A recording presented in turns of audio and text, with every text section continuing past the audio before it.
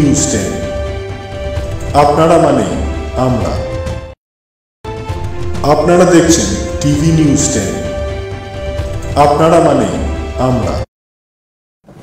নমস্কার, আপনারা দেখছেন টিভি নিউজ 10 আর সঙ্গে আমি রয়েছি জ্যাক। 10-এর আড্ডায় আপনাদেরকে সকলকে স্বাগত। আজকে 10-এর আড্ডায় উপস্থিত রয়েছেন বিশিষ্ট দুর্গাপুরের আইনজীবী আয়ুব আনসারি স্যার। আমরা পরিচয় করব আপনাদেরকে। নমস্কার, টিভি নিউজ 10-এ স্বাগত স্যার। নমস্কার। আজকের যে অনুষ্ঠান সেটি হচ্ছে ওয়াকফ বিলের সংশোধনী নিয়ে আলোচনা। স্যারের মুখ থেকে আমরা শুনবো যে এই ওয়াকফ বিল যেটি আমাদের সংশোধন করা হয়েছে, যেটি সামনে আসছে, সেটি নিয়ে বিরাট বিতর্ক চলছে এবং নানা জায়গায় আমরা দেখছি, আমাদের চ্যানেলের পর্দায় আপনাদের সামনে তুলে ধরেছি, বিভিন্ন জায়গায় বিভিন্ন রকম চলছে। তো আমরা স্যারের মুখ থেকে শুনবো যে আগের যে বিল ছিল আর এখন যে বিল, তো মূলত কি কি সংশোধন এসছে এবং এই যে সংশোধন, সেই সংশোধন কতটা মানে আমাদের সাধারণ মানুষ যারা রয়েছে, যারা আমাদের সাধারণ মানুষ মুসলিম সম্প্রদায়ে যারা রয়েছে, মেনলি যাদের ওয়াকফ মানে যে বিল, সেটিতে কতটা তাদের উপকার হবে এবং কতটা তাদের ক্ষতি হতে পারে, সেটি সম্বন্ধে আপনারা স্যারের কাছ থেকে জানবো। দেখো জাকির, আজকে যারা এই অনুষ্ঠানটি দেখছেন এই দুপুর গড়িয়ে বিকেলে, তাদের প্রত্যেককেই টিভি 10-এর পক্ষ থেকে অভিনন্দন জানাই। আসলে জানতে হবে যে ওয়াকফটা কি।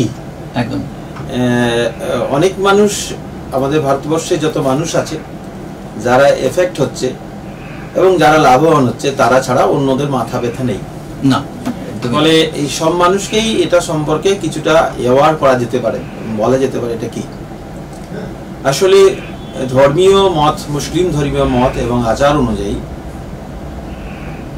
কোরআনের বাণী থেকে উদ্ধৃতি করে প্রফেট মুহাম্মদ রাসূল সাল্লাল্লাহু আলাইহি ওয়াসাল্লাম নির্দেশ করেছেন যে তোমার সম্পদ, যে মূল্যবান সম্পদ তুমি যদি দান করো আল্লাহর রাস্তায়, এবং সেই দান তোমার মৃত্যুর পর বংশ পরম্পরায় মুসলিম সম্প্রদায়ের মানুষের, পিছিয়ে পড়া অংশের মানুষের, মুসাফিরের, মুসলিম সম্প্রদায়ের মানুষ মারা গেলে তাদের কবরস্থ করার জন্য, শিক্ষার ব্যবস্থা করার জন্য, নামাজ পাঠ করার জন্য, একাধিক কর্মকাণ্ডে যার অর্থ, যার মুনাফা ব্যবহার করা যাবে, এই রকম সম্পত্তি যে দান করা হয় আল্লাহর ওয়াস্তে, সেটাকে ওয়াকফ বলে। এখন এই ওয়াকফ সম্পত্তিতে মানুষ দান করার জন্য একটা ধর্মীয় আচার, একটা ধর্মীয় ভাবাবেগ একটা কাজ করে। ফলে ভারতবর্ষের যে ওয়াকফ সম্পত্তি এবং সেই সম্পত্তির অধিকাংশটাই মুসলমানদের নিজস্ব সম্পদ, যারা ধর্মীয় আচার মোতাবেক এবং স্রষ্টাকে রাজি করানোর জন্য, রাজি খুশি করানোর জন্য, এবং তার মৃত্যুর পর তার পুণ্যনামায় যাতে নথিভুক্ত হয় পুণ্যতা, সেই নিরিখে দান করা সম্পদ। এবং এই সম্পদ গোটা ভারতবর্ষের বিভিন্ন যে রাজ্যগুলি আছে, প্রত্যেক রাজ্যতেই একটি করে ওয়াকফ বোর্ড আছে এবং অবশ্যই সেন্ট্রাল ওয়াকফ কাউন্সিল আছে। এই ওয়াকফ বোর্ডগুলি একসময় এটা রক্ষণাবেক্ষণ করার জন্য সরকার এবং হচ্ছে যে মুসলিম সম্প্রদায়ের হচ্ছে যে স্ট্যাটুটারি কমিটি, তাদের এটা সমন্বয় সাধন ছিল। এই সম্পদ, এখান থেকে যে মুনাফা সংগৃহীত হবে রেন্ট মারফত, কিংবা কোনো ফসল ফলানোর যে ফসলের দাম ইত্যাদির ক্ষেত্রে, সেই টাকাটা, সেই অর্থটা শিক্ষার ক্ষেত্রে ব্যবহার হতে পারে, দুস্থ মানুষদের পরিচর্যার ক্ষেত্রে, এম্পাওয়ারমেন্টের ক্ষেত্রে ব্যবহার হতে পারে, মাদ্রাসা বা অন্যান্য প্রতিষ্ঠানের বা ইমাম সাহেবদের বা মুয়াজ্জিন সাহেবদের ভাতা ইত্যাদি প্রদানের ক্ষেত্রে ব্যবহার হতে পারে। আবার যে সম্পদ, যে জমি, সেই জমি মুসলমান সম্প্রদায়ের মানুষের শেষকৃত্য সম্পন্ন করার জন্য কবরস্থান হিসেবে ব্যবহার করা যেতে পারে। আমাদের সারা বছরে 2 দিন ঈদ হয়, ঈদুল জুহা আর ঈদুল ফিতর। সমবেত মুসলিম সাধারণ মানুষ সেই স্থানে নামাজ আদায় করে, তাকে ঈদগাহ বলা হয়। সেই ঈদগাহর জমি ব্যবহার করা যেতে পারে। সেখানে মসজিদ হতে পারে, সেখানে ইনস্টিটিউশন, এডুকেশন ইনস্টিটিউশন, মাদ্রাসা হতে পারে, মক্তব হতে পারে। মানে অসংখ্য মানবহিতকর বিষয়ে সেই জমি ব্যবহার হতে পারে। এবং এই জমি কখনোই ট্রান্সফার যোগ্য হবে না। যিনি একবার দান করবেন তিনি আর সেই জমি ফেরতও নেবেন না বা ফেরত পাওয়ার হকদার তিনি হবেন না। অপরদিকে এই জমি যেমন ভাবে ট্রান্সফার করা যাবে না, অন্য কেউ ইচ্ছা করলে বিক্রি করতে পারবে না, অপরদিকে ইচ্ছা করলে অন্য কেউ যেটা জবরদখল করে অধিগ্রহণ করতেও পাবে না, এনক্রোচমেন্ট করতে পারবে না।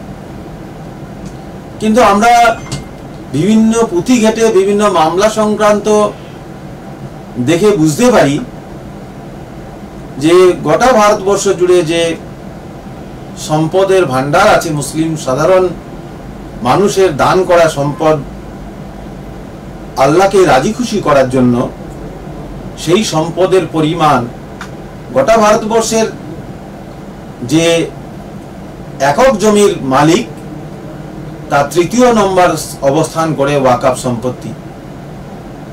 এবং এই ওয়াকফ সম্পত্তি যে সম্পদ, সেই সম্পদের সবটা থেকে মুনাফা হচ্ছে যে ওয়াকফ বোর্ড সংগ্রহ করতে পারে না। কোথাও কোথাও এনক্রোচমেন্ট করেছে গভর্নমেন্ট, কোথাও কোথাও সেমি গভর্নমেন্ট, কোথাও কোথাও কোম্পানি, আবার কোথাও কোথাও মুসলমানেরা অধিগ্রহণ করে রেখেছে। ফলে এই বিলকে আরো সুন্দরভাবে 1954 এর পরবর্তী সময় 1995 সালে আরো পাওয়ারফুল করা হয়েছিল এবং 2013 সালে তার সংশোধনী এনে আরো পাওয়ারফুল করা হয়েছিল।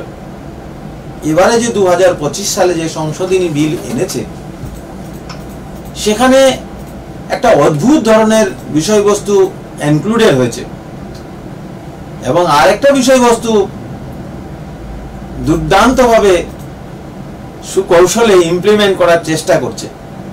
বিষয়বস্তু দুটি কি না, ওয়াকফ সম্পত্তিতে ওয়াকফ নথিভুক্ত করতে যে সম্পদ, সেই সম্পদ অমুসলিম সম্প্রদায়ের মানুষরা পারবে না, তাকে মুসলিমই হতে হবে। আমাদের দেশ ভারতবর্ষ স্বাধীনতার আগের সময়কাল যদি আমরা ধরি, তাহলে সমস্ত গ্রামে, সমস্ত মহল্লায়, সমস্ত ব্লকে মুসলিম সম্প্রদায়ের মানুষ বেশি সংখ্যায় আছে এটা বলা যাবে না। আমাদের দুর্গাপুরের কথা যদি আমরা ভাবি, তাহলে অনলি 6% পপুলেশনের মধ্যে 6% হচ্ছে যে মুসলিম কমিউনিটির মানুষ। কিন্তু এমন দেখা যাচ্ছে যে একটা সাব ডিভিশনে বা একটি যে জেলাতে সেই সংখ্যাটা বেশি, আবার তার থেকে আবার কোথাও সংখ্যাটা কম। ফলে আমি যদি একটা গ্রামে বসবাস করি আর সেখানে যদি ভূমিহীন কোনো মুসলিম পরিবার বসবাস করে, তাহলে ভূমিহীন মুসলিম পরিবার তাদের যে বয়স্ক মানুষরা বা স্বাভাবিক কারণে মারা যাওয়া মানুষদের শেষকৃত্য সম্পন্ন কোথায় হবে? তারা জমি কোথা থেকে পাবে? ফলে ওই গ্রামের সুহৃদয়মান মানুষ সেটা অমুসলিম হতে পারে এবং সে যদি কিছু সম্পদ, জমি মুসলিম সম্প্রদায়ের মানুষের কবর স্থান হিসাবে ব্যবহার করার জন্য দান করে, ওয়াকফ করে, বর্তমান আইনে সেটা করা যাবে না। ওয়ান্স আপন আ টাইম সেটা করা যেত।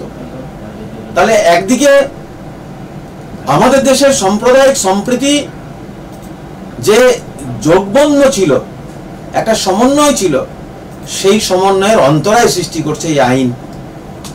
ফলে একজন মুসলিম সম্প্রদায়ের মানুষ মারা যাওয়ার পর তার শেষকৃত্য সম্পন্ন করার জন্য মানুষ হিসেবে মানুষের পাশে থাকবে, এই বার্তা আমাদের ভারতবর্ষের বার্তা। সেই বার্তার অন্তরায় হচ্ছে সে জমি ইচ্ছা করলে দিতে পারবে না। আর জমি তো তার, সে জমি তার যা ইচ্ছা সেটা করতে পারে। আরেকটা কি না, মুসলিম হলেও চলবে না, সে 5 বছর তার সার্টিফিকেট দেখবে সে 5 বছর মুসলমান হয়েছে কিনা, এটা ভাবা যায়। 5 বছর মুসলমান হয়েছে কিনা, তারপরে সে জমি ওয়াকাফ, তার সম্পদ থেকে ওয়াকাফকে দিতে পারে না, ওয়াকাফ করতে পারে না, করতে পারবে না। আর পক্ষান্তরে কি বলছে এই আইন? বলছে যারা 12 বছর, আমরা জানি যে 12 বছর যদি কেউ এনক্রোচমেন্ট করে থাকে, দখল করে থাকে, তাহলে সেই এনক্রোচমেন্ট, সেই দখলের 12 বছরের মধ্যে যদি ওয়াকাফ বোর্ড সেটা নিজেদের সম্পত্তি বলে দাবি না করে, তাহলে 12 বছর পেরিয়ে গেলে তা দাবি করতে পারবে না। তাহলে এনক্রোচমেন্টকে তুমি গুরুত্ব দিলে, মুসলিমদের ভাবাবেগ, মুসলিমদের সম্পদ, যারা মার্শালম্যান, যারা জোরপূর্বক হচ্ছে যে দখল করে আছে, তাদেরকেই হচ্ছে পেতে সাহায্য করছে এই আইন।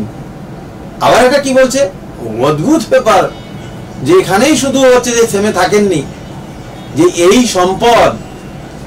সম্পদ যদি কখনো কোনো সরকারি দপ্তর, অসরকারি দপ্তর, ব্যক্তি মালিকানাধীন কেউ হচ্ছে দখল করে থাকে, এবং সেক্ষেত্রে ওয়াকাফ বোর্ড তারা তাদের ক্ষমতা খর্ব হচ্ছে, তারা তাদের দীর্ঘদিন থাকার ফলে তারা ওইটা নিজেদের সম্পদ বলে মামলা মকদ্দমা করে সেটা ছিনিয়ে নেওয়ার যে ব্যবস্থা ছিল, যে আইন দেখি যে ট্রাইব্যুনাল ছিল ওয়াকফের, সেটাও হচ্ছে তার ক্ষমতা হচ্ছে যে লঘু করা হচ্ছে, উল্টো দিকে কি সেটা সাধারণ বিচার ব্যবস্থার মধ্যে নিয়ে আসা হচ্ছে। ফলে আমাদের দেশের আইন অনুযায়ী, সংবিধান অনুযায়ী যদি দেখা যায় যে ধর্মীয় আচরণের যে অধিকার, ধর্মীয় আচার আচরণ পালন করার যে অধিকার, সম্পদ রক্ষণাবেক্ষণ করার যে অধিকার, নিজের ধর্ম, একের ধর্ম আরেকজনের উপর জোরপূর্বক চাপিয়ে না দেওয়ার যে বিষয়বস্তু, এই সমগ্র বিষয়গুলিকেই হচ্ছে যে আঘাত হানছে। ফলে এই আঘাত যখন হানছে, তখন চারিদিকে মনে হচ্ছে যে মুসলিমদের নিজের সম্পদ, নিজের যে অধিকার, নিজের অস্তিত্ব সরকার আইন করে এবং সেটা কুক্ষিগত চাইছে, এবং কুক্ষিগত করে তারা তাদের বৃহত্তম স্বার্থে ব্যবহার করার চেষ্টা করছে। একটা আইন, সেই আইন কখনো সম্পূর্ণটাই যে অস্বাস্থ্যকর সেটা বলা যাবে না, কিছু স্বাস্থ্যকর তো থাকবেই অবশ্যই। এই আইনে যদি এরকম হতো যে যত ভারতবর্ষ শুধু নয়, রাজ্য ধরে ধরে বা মহকুমা ধরে ধরে যে সমস্ত ওয়াকফ সম্পত্তিগুলি আছে, সেই ওয়াকফ সম্পত্তিগুলো সত্যি সত্যি মুসলিম সাধারণের মানুষগুলি তাদের যে নির্দেশনামা ছিল ওয়াকফ করার সময়, সেই মোতাবিক পরিচর্যা করা হচ্ছে কিনা তার তথ্য নথিভুক্ত করার মাধ্যমে সেটাকে পুনরায় হচ্ছে যে ফিরে নিয়ে আসার ব্যবস্থা করা, তা সেটা করা হয়নি।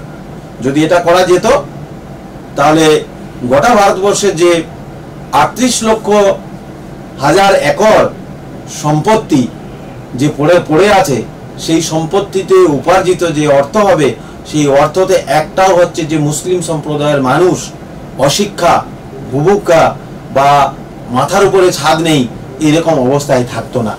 ফলে সামগ্রিক যদি মুসলমান সম্প্রদায়ের বিকাশের কথা ভাবে, তাহলে আমার মনে হয় যে এটার উপর বেশি নজর দেওয়া উচিত ছিল। সম্পদগুলি যেগুলো হারিয়ে আছে, যেগুলো মুসলমানেরা দখল করে আছে, কোথাও কোথাও হচ্ছে যে কেন্দ্রীয় সরকার, কোথাও কোথাও রাজ্য সরকার, কোথাও কোথাও স্বশাসিত সংস্থা তারা দখল করে আছে, এবং কোথাও কোথাও ন্যূনতম হচ্ছে যে রেন্ট দেয়, সেই বিষয়বস্তুগুলো হচ্ছে বিবেচনা করে মুসলিমদের যদি সত্যি সত্যি হচ্ছে যে রিহ্যাবিলিটেশন বা তাদের হচ্ছে যে অর্থনৈতিক অবস্থার আপলিফমেন্ট করার চিন্তা ভাবনা যদি থাকতো, তাহলে এই সম্পদগুলোকে হচ্ছে যে ফিরিয়ে নিয়ে আসার পরিকল্পনা এই আইনে করা যেতে পারত, যেটা হচ্ছে যে করা যায়নি। উল্টো দিকে কি ভালো দিক বলা যেতে পারে না, ভালো দিক এটা বলা যেতে পারে যে এখন থেকে যখন কেউ ওয়াকফ করবে সম্পত্তি, তখন সেটা আগে কি হতো, একটা বন্দোবস্ত হতো, একটা ডিক্লারেশন দিলেই হচ্ছে হয়ে যেত, এবং যে ডিক্লারেশনের মাধ্যমে সেটা ওয়াকফের অন্তর্ভুক্ত হয়ে যেত, হিয়ারিং হতো, হিয়ারিং এ সেটা অন্তর্ভুক্ত হয়ে যেত।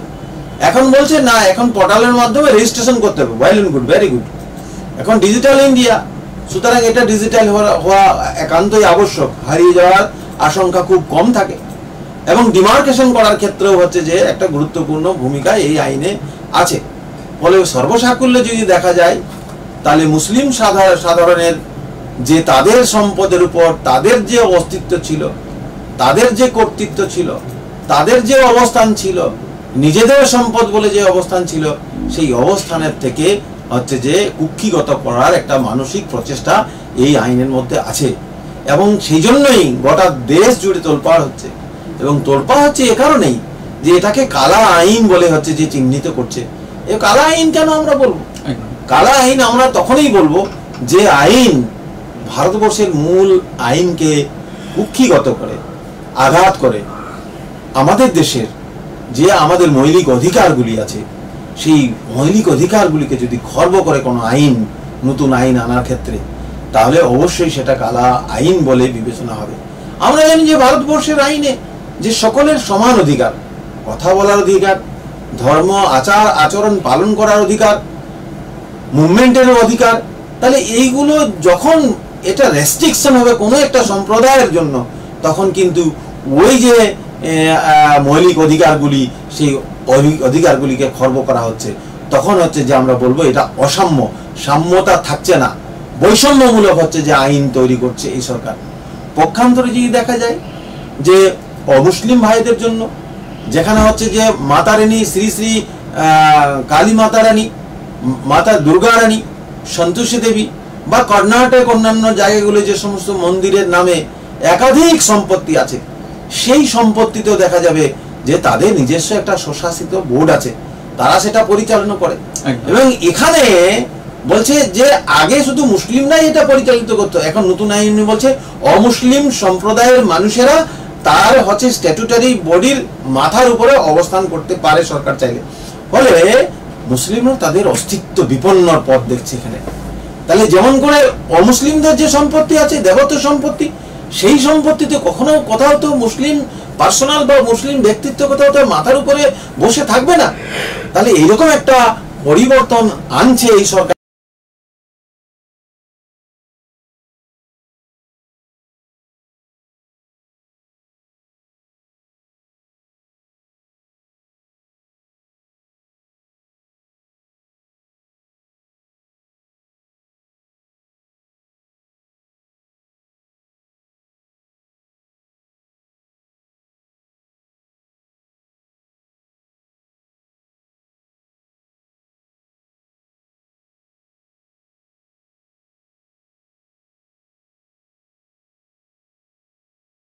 আপনারা মানে আমরা।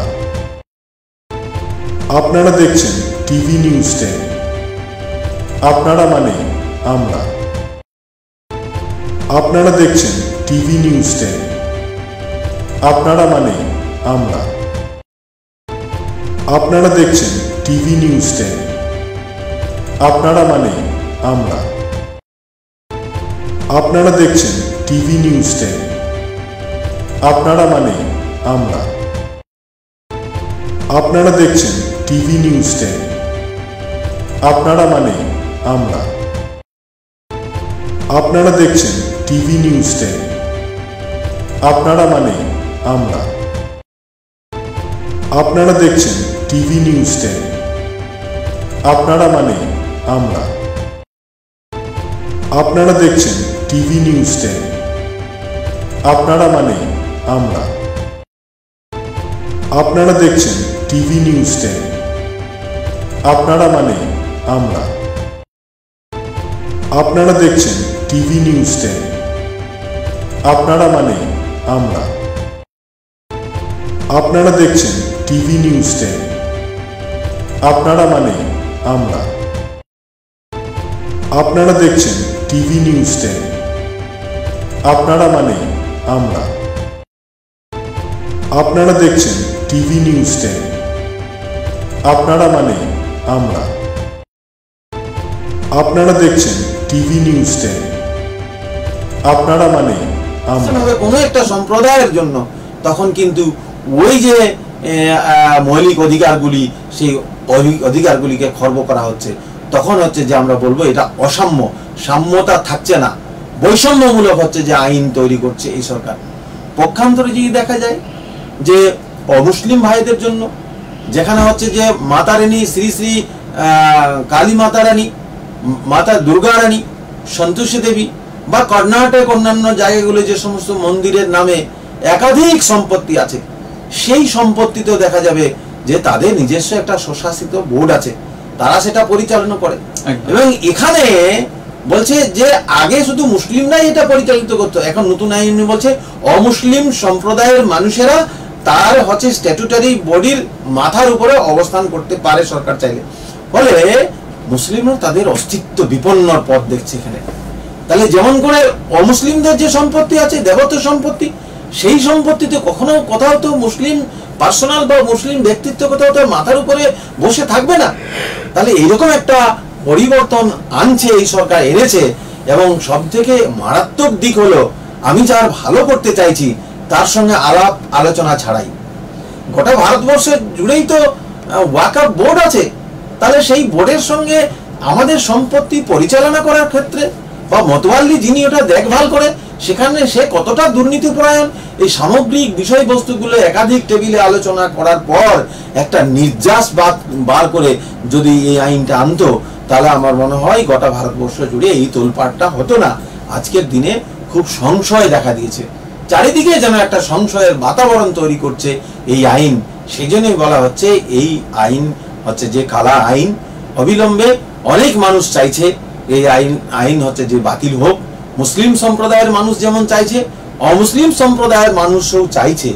কারণ যদি একটি গ্রামের মধ্যে একজন লোক মারা যায়, আর যদি সেই লোকটা মুসলিম সম্প্রদায়ের মানুষ হয়, আর তার কবর দেওয়ার যদি জায়গা না হয়, বা কবর দেওয়ার জন্য যদি কোনো পুরুষ মানুষ না থাকে, তাহলে অমুসলিম সম্প্রদায়ের মানুষরাই নিয়ে গিয়ে তাদের মুসলিম সম্প্রদায়ের রীতি নীতি রেওয়াজ অনুযায়ী তাদের দেওয়া জমিতেই তাকে কবরস্থ করতে হয়। আর যদি তা না করতে পারে, তাহলে গন্ধটা এবং হচ্ছে যে ওই যে এনভায়রনমেন্টটা কলুষিত হবে, তার অংশীদার কিন্তু সব মানুষকেই হতে হবে। বলে আজকে যেমন মুসলিমদের সম্পদের উপর একটা চাপ সৃষ্টি হচ্ছে, একটা মানে অভিসন্ধি দেখতে পাচ্ছে, একটা কালো ছায়া দেখতে পাচ্ছি, ঠিক পরদিনেই কিন্তু আরো অন্য কোনো সম্প্রদায়ের জমির উপর হস্তক্ষেপ হবে। ফলে এখনই চিরতরেই এই আইনকে প্রত্যাবর্তন করার দাবি যে চলছে, এই কারণেই এটা প্রত্যাবর্তন করার দাবি চলছে। একটা কথা স্যার, আইনত দিক থেকে একজন আইনজীবী হিসেবে আপনার কাছে আমাদের একটা, এই আইনের বিরুদ্ধে কি কোনো রকম আইনি পদক্ষেপ বা যারা আমাদের মুসলিম ভাইয়েরা রয়েছেন তাদের তরফ থেকে কি কি করণীয় হতে পারে বা কি করা যেতে পারে, বা একজন আইনজীবী হিসেবে আপনি কি বলবেন এটা নিয়ে? কোনো দেশের যদি আইন তৈরি হয় এবং সেই আইনকে যদি অ্যাসাইনমেন্ট অলরেডি রাষ্ট্রপতির হয়ে যায়, তাহলে সেটা দেশের আইন বলে গণ্য হয়। এখন যখন দেখা যায় যে আমাদের দেশের যে মৌলিক অধিকারগুলি আছে, সেই মৌলিক অধিকারগুলিকে যদি ভায়োলেট হয়, তাহলে সেক্ষেত্রে অবশ্যই হচ্ছে যে মূল যে কাঠামো, সেই কাঠামোর যদি আঘাত আনে, তাহলে অবশ্যই হচ্ছে সেটার বিরুদ্ধে সুপ্রিম কোর্টে মামলা দায়ের হতে পারে। এবং ইতিমধ্যেই সুপ্রিম কোর্টে মামলা দায়ের হয়েছে এবং সেই মামলার শুনানি হবে এই মাসেই হচ্ছে যে শুনানি আছে।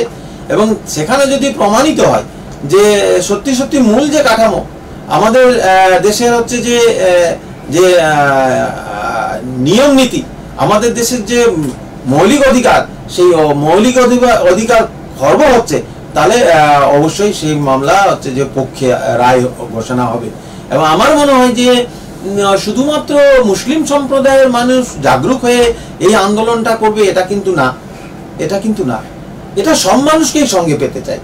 শুধু মুসলিমরা করবে তা তো হতে পারে না। একটা আইন যখন হচ্ছে দেশে আসবে, সেই আইনের যেমন কিছু ভালো দিক থাকবে, কিছু খারাপ দিকও থাকবে। কিন্তু এখানে দেখা যাচ্ছে খারাপ দিকে পরিপূর্ণ, শুধু খারাপই খারাপ।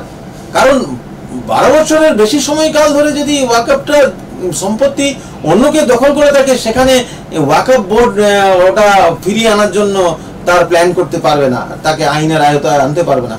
অথচ 2013 সালে যে আইন হয়েছিল, সেই আইনে বলা হয়েছিল যে জরিমানা হতে পারে এবং জেল হতে পারে, দুটোই হতে পারে, শক্তিশালী করা হয়েছিল।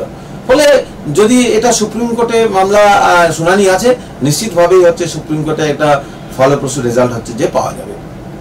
আপনার মতে এই আইন বা এই যে বিল, এটা মানে সাধারণ মানুষের পক্ষে কতটা গ্রহণযোগ্য, বা এটা যদি আলটিমেট দেখা যায় যে অলরেডি কার্যকর বলে এখন এসে গেছে বিলটা, তো সেই বিলের ক্ষেত্রে সাধারণ মানুষের কতটা প্রবলেম হতে পারে, মানে সমস্যার মুখে পড়তে হতে পারে? না, এখানে তো বিশেষ একটি সম্প্রদায়ের হচ্ছে যে তাকে হেয় প্রতিপন্ন করা, বা একটি বিশেষ সম্প্রদায়ের মানুষকে তাকে লাভবান করে দেওয়ার হচ্ছে যে কৌশল, মানে চোখে রঙিন চশমা পরানোর মতো যে গল্প হচ্ছে যে এই বিলের মধ্যে আছে। এখন নিশ্চিতভাবে সেই সম্প্রদায়ের মানুষরাই হচ্ছে যে যেহেতু এফেক্ট বেশি, ফলে তাদের মাথা ব্যথাটা বেশি, এবং এই মাথা ব্যথার কারণটা কিন্তু পরবর্তী সময় সর্বাঙ্গীন হতে পারে। যেমন করে আমি প্রথমেই বলি যে আমাদের যে সম্প্রীতির বাতাবরণ গোটা ভারতবর্ষ জুড়ে, ফলে আজকে দুর্গাপুরে যদি আমরা বিচার বিশ্লেষণ করি, তাহলে আমরা আমাদের চোখের সামনে গোটা 4 আমরা কবরস্থান দেখতে পাই। দুর্গাপুর মিউনিসিপ্যাল কর্পোরেশনকে যদি আমরা কেন্দ্র করি, তাহলে গোটা 4-5 কবরস্থান দেখতে পাই। সাগরভাঙা ওই অঞ্চলে 2টি কবরস্থান আছে, খড়াশোলের এখানে একটি কবরস্থান আছে, ফুলবাগান বলে একটি জায়গা আছে, সেখানে কবরস্থান আছে, এবং দুর্গাপুর 1 নম্বর ওয়ার্ড এলাকায় একটি কবরস্থান আছে। ফলে এই কতগুলি কবরস্থান রয়েছে, যার পরিমাণটা যদি দেখা যায় তাহলে খুবই কম। ফলে 6% মুসলমান এই মুহূর্তে বসবাস করে। দুর্গাপুরে ইতিমধ্যে হচ্ছে যে এডুকেশনাল হাব হয়েছে, দুর্গাপুরে হচ্ছে যে মেডিকেল হাব এ রূপান্তরিত হয়েছে। 3টে মেডিকেল কলেজ, একটা হচ্ছে যে গ্রোয়িং আপ, 4টা মেডিকেল কলেজ হয়ে যাবে। ফলে এত মানুষের সমাগম হবে, ফলে সংখ্যাটা বৃদ্ধি পাবে উত্তরোত্তর, জমি তো বাড়বে না। তাহলে জমি যদি না বাড়ে, সংখ্যা যদি উত্তরোত্তর বৃদ্ধি পায়, তাহলে তাদের যে জমি, তাদের যে সম্পদ, সেই সম্পদকে রক্ষণাবেক্ষণ করার জন্য সেই সম্প্রদায়ের একজন মানুষ, সেই সম্প্রদায়ের একটা অর্গানাইজেশন, সেই সম্প্রদায়ের যে স্ট্যাটুটারি বোর্ড আছে, যেটার ভাবনা ছিল অনেক সুদূর প্রসারিত, সেটাকে সম্পূর্ণ বাতিল করে দিয়ে তার যে পাওয়ার, তার যে ক্ষমতাকে খর্ব করে দিচ্ছে, সেই খর্ব করে যদি দেয়, তাহলে তখন যখন সংকুলান তৈরি হবে, তখন তো সাধারণ মানুষও এফেক্ট হবে। তখন অলিতে গলিতে আমার হচ্ছে যে 1 বিঘে জমি নাই বা থাকুক, আমার যদি হচ্ছে যে 3 কাঠা জমি থাকে, 3 কাঠা জমির মধ্যে তো হাফ ছটাক জমিকে আমি কবরস্থান বানিয়ে দেবো। কারণ আমার বাবা মারা যদি যায়, আমার ঠাকুরমা যদি মারা যায়, তাহলে আমি তার কবর কোথায় দেবো? একদম। তাহলে সেই দায়িত্ব যেমন আমি মুসলিম সম্প্রদায়ের মানুষ হিসেবে বলতে পারি, সেই দায়িত্বটা আমার প্রতিবেশী, আমার পড়োশি, অন্যান্য সম্প্রদায়ের মানুষকেও হচ্ছে ভাবনার মধ্যে আনতে হবে। আর এই জায়গাটায় যখন বাতুলতা তৈরি হবে, তখন কিন্তু অস্থিরতা তৈরি হবে। এই অস্থিরতা যাতে না তৈরি হয়, সেই জন্য সমগ্র মানুষকেই জাতি, ধর্ম, বর্ণ নির্বিশেষে এই আইনের বিরুদ্ধে হচ্ছে যে সোচ্চার হওয়া একান্তই আবশ্যক বলে আমার মনে হয়। একদম। আরেকটি প্রশ্ন স্যারের কাছে, এই যে বিল সংশোধনীর পক্ষে যে একটা মামলা করা হয়েছে, আপনি যদি আইনজীবী হিসেবে এই সুপারিশ করতেন, তাহলে কি কি বিষয়গুলো তুলে ধরতেন, বা কি কি বিষয়ের উপর মূলত এই মামলা দায়ের করতেন? প্রথমত আমি বলি যে আমি ভূমিকা বলার সময় বলেছি যে যদি দেখা যেত যে আমাদের মূলত দেশে যখন কোনো আইন হয়, সেই আইনটা যদি কোনো বিশেষ সম্প্রদায়ের জন্য হয় বা আম জনতার জন্য যদি হয়, তাহলে সার্বিকভাবে সেই জনতার আপলিফমেন্টের জন্যই হচ্ছে দেশে আইন তৈরি হয়, এবং সেই আইনগুলির নিরিখে মানুষ তার সুফল পেতে শুরু করে। ফলে যদি মুসলিম সম্প্রদায়ের মানুষের অর্থনৈতিক উন্নয়নের ক্ষেত্রে বা মান উন্নয়নের ক্ষেত্রে এই ওয়াকফ বিলের পরিবর্তন হচ্ছে যে সরকার নিয়ে এসছে, সেটা যদি হতো, তাহলে আমি বলতাম যে কত সম্পদ আছে তার যেমন আপনারা শ্রেণীবিন্যাস করেছেন, এবং সেই সম্পদ মুসলিম সম্প্রদায়ের মানুষ সেটা ভোগ দখল করছে কি করছে না, তার যেমন আপনাদের কাছে রেকর্ড আছে।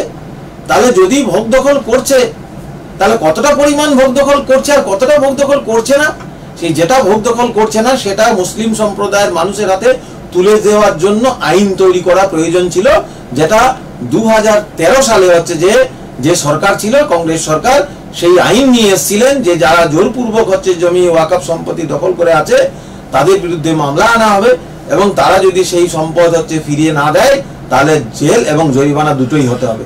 ফলে সেই আইনকে তো বুড়ো আঙুল দেখিয়ে সরিয়ে দিয়ে সেখানে বললো 12 বছর দখল করে আছে, বলে সেটা তার মামলা করা যাবে না।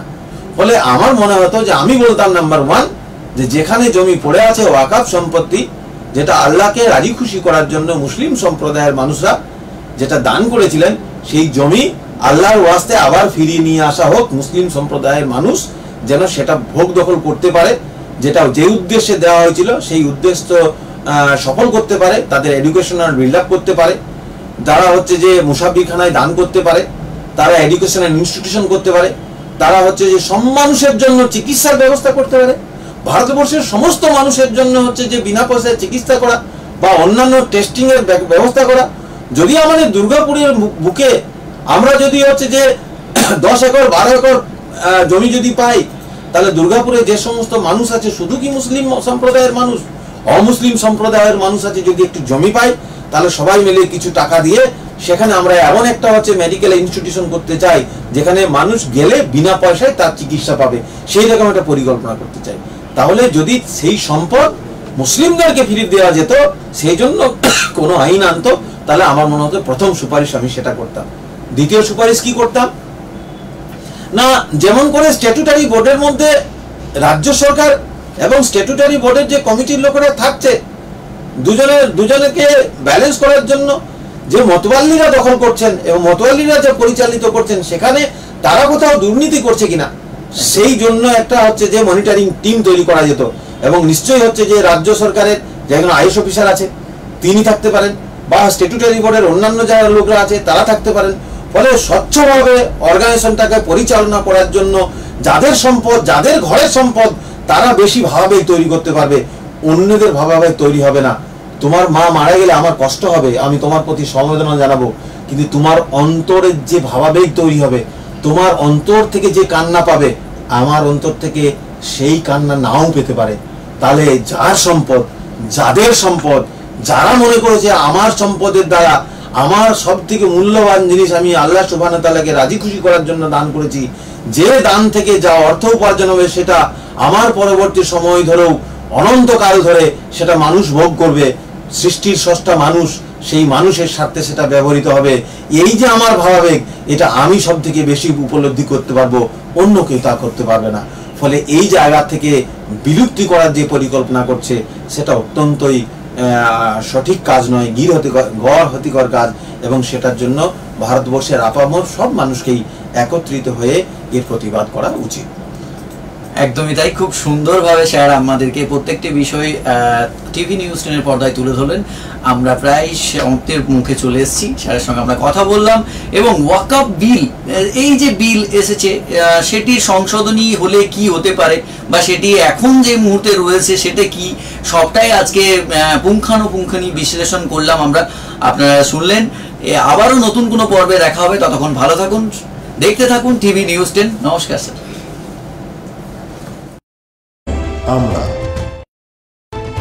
আপনারা দেখছেন টিভি নিউজ 10। আপনারা মানে আমরা।